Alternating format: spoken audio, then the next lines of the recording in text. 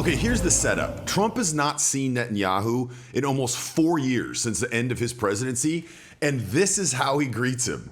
It's a little 5-second clip, but there's a lot that we can learn from a social standpoint just from analyzing really closely what's going on, looking really close specifically at the handshake. And we're also going to look at some other clips to kind of give context to this. But as you know, I love nothing more than a Trump handshake battle. He does the craziest stuff. He whipped Macron from France around the streets of Paris for literally 30 seconds. I'll put a link somewhere up here that shows that. It's truly incredible. He's dragging him through the streets. But I want to show you back last time they met.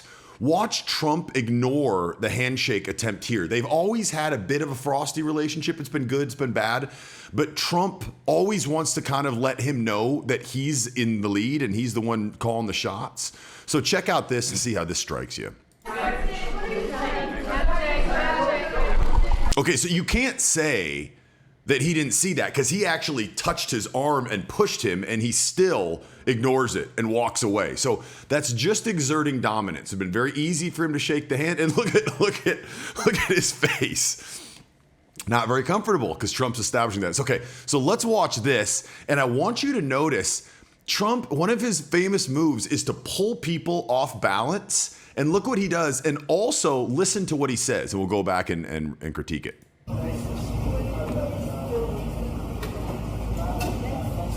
Greatest dinner I've ever had. But he pulls him in like some NBA player, like big up in his buddy before the game.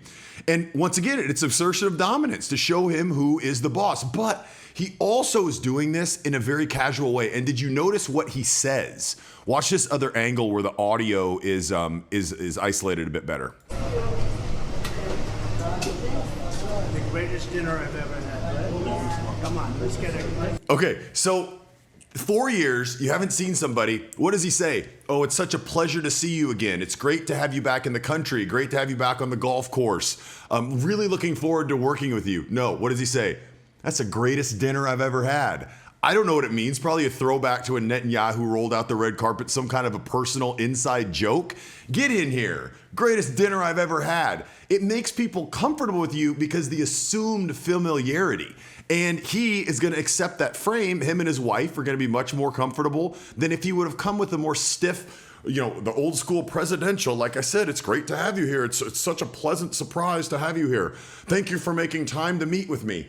That's the greatest dinner I've ever had. It just makes people more comfortable with you. And even if I'm sure that Netanyahu has some beefs with Trump, I'm sure that he, the handshake thing, I'm sure things like that happened behind the scenes, but still it's going to create a dynamic, more of a friendship and more of comfort that's going to enable them, in my perspective, in my opinion, to work better together. And it sets the scene for the entire rest of the meeting. Now, another thing I want to point out that's a little more nuanced is Trump is also always paying a lot of attention to the leader or the person that he's meeting with, wife or significant other. And I think that's very important because, as you know, a wife or significant other actually has a lot more impact on the person, Netanyahu in this instance, than you'd like to think. So did you actually notice the first person that he greets when they come up here, do you notice, is his wife? Come on, let's get it. Listen to his feet scuff. He gets pulled in so hard. Just watch the feet on this take. Watch the feet. Oh man, dude, the handshakes crack me up. Welcome, Mr. Prime Minister, and I look forward to our conversation. We had lots of time. Welcome, Mr. Prime Minister. I look forward to our conversation. I look forward to a productive time with you and your wife. It's just different than best dinner I've ever had. Those are the best chicken legs I ever had. You really know how to roll out the red carpet. It's a totally different angle that I find, in my experience, I'm sure there's some arguments to be made for keeping it formal, but in my experience, if you can come across as genuine and more casual in appropriate times, it's much better. Okay, this is a good part too. The reporter asks, is his relationship with Netanyahu improved? And listen how he answers it, and then look how he pivots in to bring in his wife. Mr. Trump, has your relationship with the Prime Minister repaired at all? It was never bad. Yeah, we've always had a very good relationship. And if I didn't, I have a secret weapon. You know what it is? Sarah.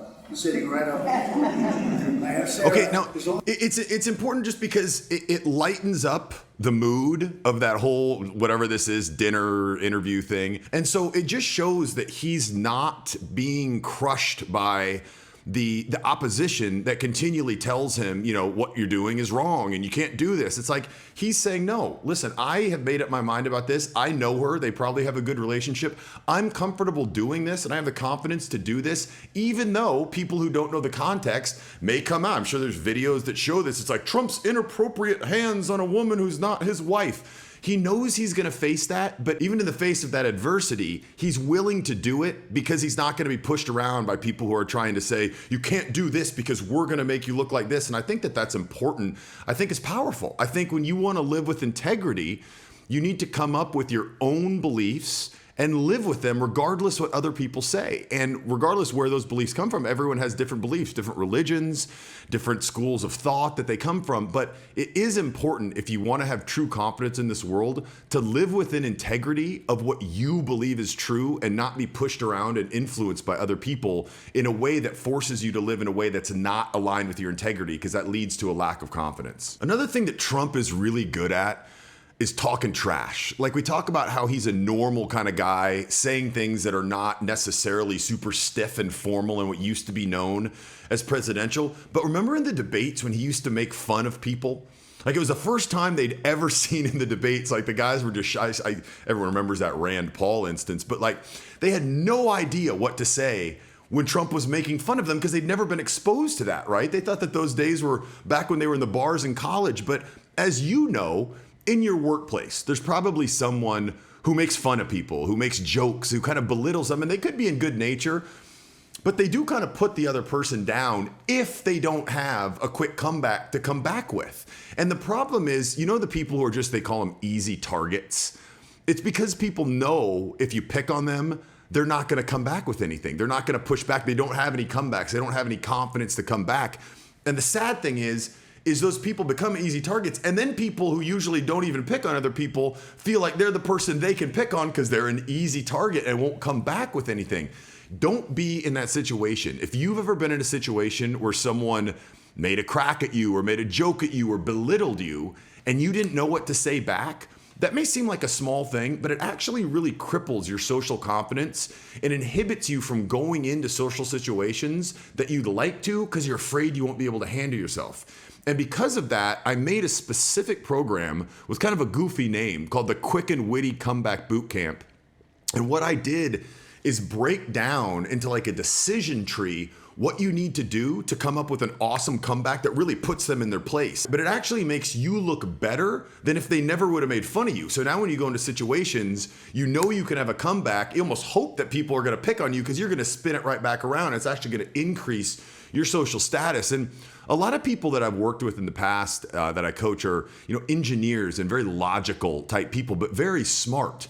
And what they really like about this program is, like I said, the decision tree. And the way the decision tree works is you look at it. So someone makes fun of you and you say, is A, B, or C true? Easy. You pick the one. Maybe it's B. Now, of these three things, which is true? And then it tells you a perfect comeback of what to say. I really love this program. The other programs are great too. Vocal tonality is obviously incredibly important as well. But this program, there's nothing else like it that prepares you for any kind of bully who's going to try to talk trash to you. So I'll put a link below or I'll put a video to it right here if you want to learn more about it. Talk to you soon.